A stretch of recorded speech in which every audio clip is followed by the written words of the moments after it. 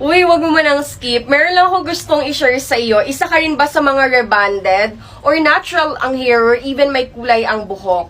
Kasi sa lahat ng rebonded dyan, mas maganda talagang eto yung gamitin ninyo. Kasi tinutulungan niya yung product na to na maging long-lasting pa yung pagka-rebond ng hair natin. Most especially kapag rebonded ka kasi babalik at babalik sa natural hair yan. Eto guys, minimaintain niya yung good condition ng iyong buhok. Kaya for the go, i-check out mo to. And kung may kulay ang buhok mo, like for example, magaspang yan. Kasi ako nakapag-bleach din ako before, talagang medyo magaspang siya. Kahit nabasa ang buhok mo, apakatigas. Eto ang gamitin mo. And for those people na natural ang hair, of course, pwede nyong gamitin ito sa lower part, babad nyo. Same application po yan. Sa lower part, ibabad nyo siya. Lalo na kung matigas ang buhok ninyo, buhaghag, fly away, nag-wavy siya. Ito po ang gamitin ninyo. Ito yung loob niya.